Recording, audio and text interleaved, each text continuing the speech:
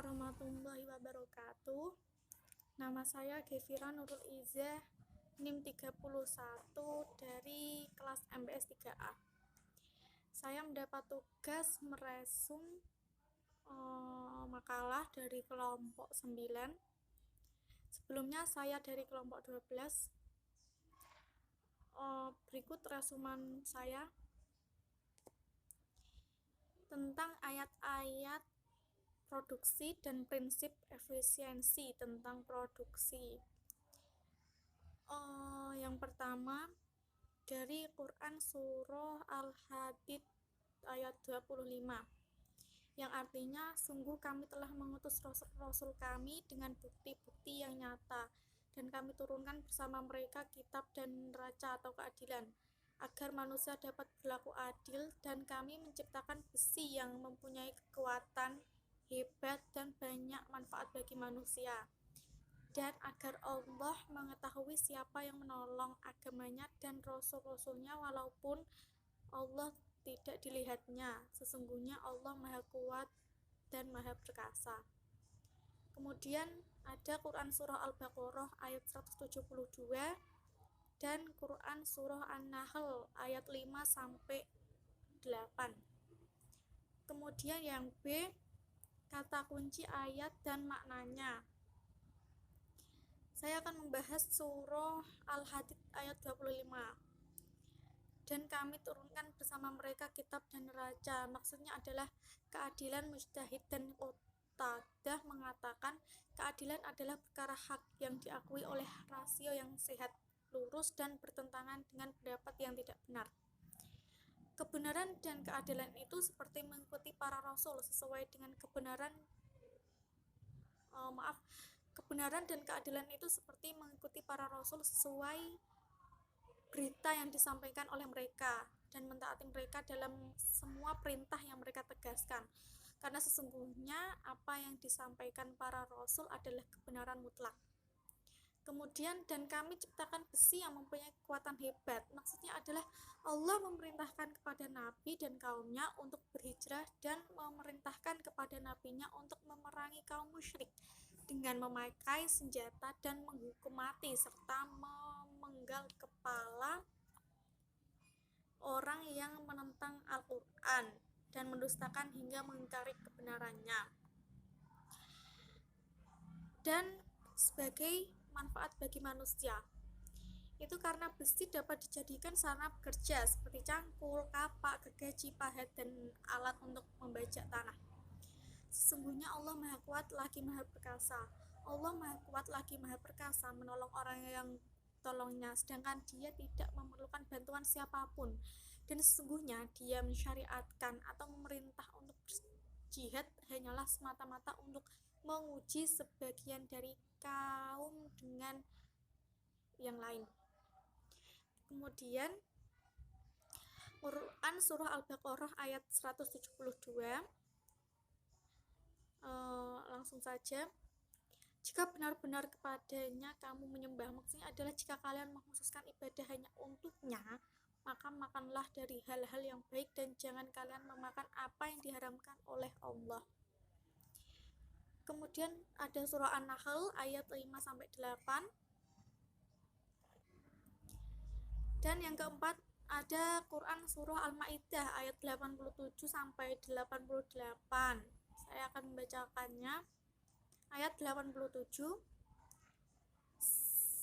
Dan janganlah kamu melampaui batas sehingga kalian menghalalkan apa yang diharamkan Allah, yakni janganlah kalian mencari ruqsyah sehingga menghalalkan hal yang haram, sebagaimana kalian dilarang untuk memberatkan diri kalian sehingga mengharamkan hal yang halal. Imam Abu Hanifah dan Imam Ahmad serta para pengikutnya berpendapat bahwa barang siapa yang memakan sesuatu yang telah ia haramkan atas dirinya sendiri, maka ia wajib membayar kafarat karena telah melanggar sumpah. Dan ayat 88 yang halal lagi baik, yakni yang tidak haram dan menjijikkan. Sekian resuman dari saya.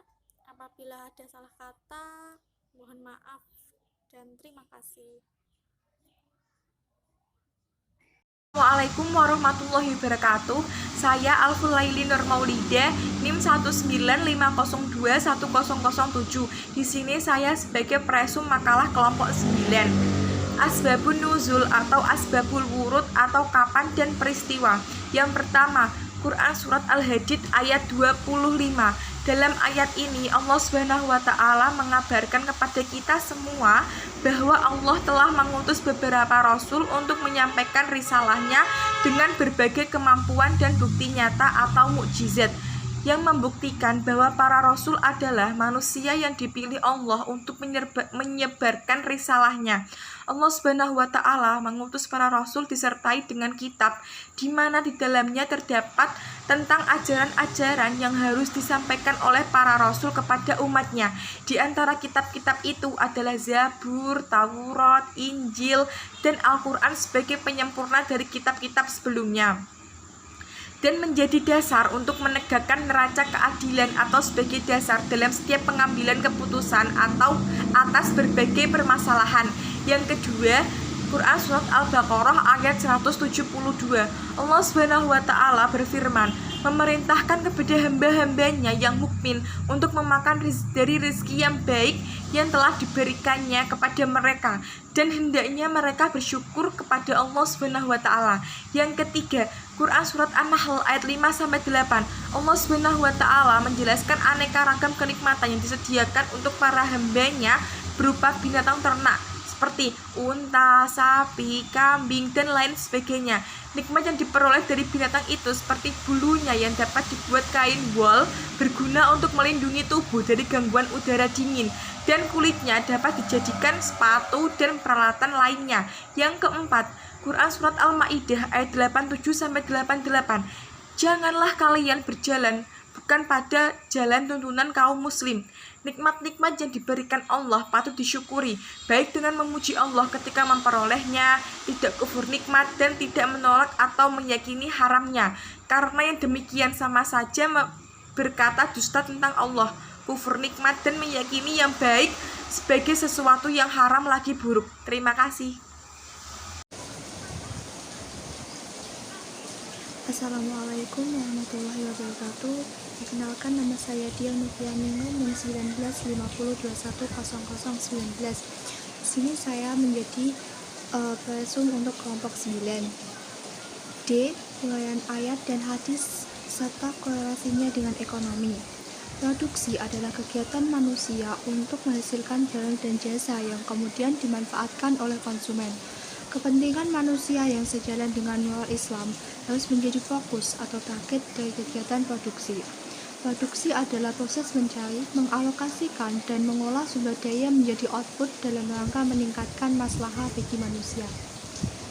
Prinsip efisiensi suatu usaha pada dasarnya merupakan perbandingan antara hasil yang dicapai atau output dan usaha yang telah dikeluarkan atau input.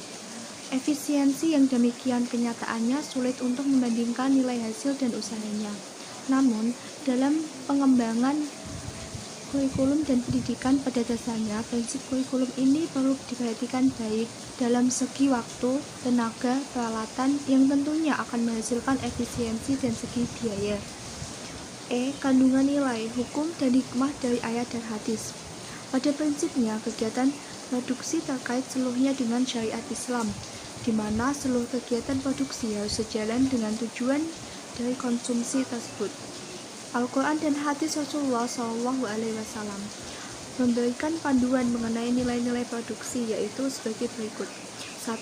Tugas manusia di muka bumi sebagai khalifah Allah adalah memakmurkan bumi dengan ilmu dan amalnya. 2. Islam selalu mendorong kemajuan di bidang produksi. Menurut Yusuf Al-Qaradawi, Islam membawa lebar penggunaan metode ilmiah yang didasarkan pada penelitian, eksperimen, dan perhitungan. Akan tetapi, Islam tidak membenarkan pemenuhan terhadap hasil karya ilmu pengetahuan dalam arti melepaskan dirinya dari Al-Quran dan hadis. 3. Teknik produksi diserahkan kepada keinginan dan kemampuan manusia. Nabi pernah bersabda, kalian lebih mengetahui urusan dunia kalian. 4. Dalam berinovasi dan bereksperimen, pada dasarnya agama Islam menyukai kemudahan, menghindari mudarat, dan memaksimalkan manfaat. Adapun manfaat dalam berproduksi adalah 1. Memproduksikan barang dan jasa yang halal pada setiap tahapan produksi. 2. Mencegah kerusakan di muka bumi, termasuk membatasi polusi, memelihara keselasian dan ketersediaan sumber daya alam. 3. Produksi dimaksudkan untuk memenuhi kebutuhan individu dan masyarakat serta mencapai kemakmuran. Kebutuhan yang harus dipenuhi harus berdasarkan prioritas yang ditetapkan agama, yakni terkait dengan kebutuhan untuk tegaknya akidah atau agama, terpeliharanya akal dan keturunan atau kehormatan, serta untuk kemakmuran material. 4. Produksi dalam Islam tidak dapat dipisahkan dari tujuan kemandirian umat.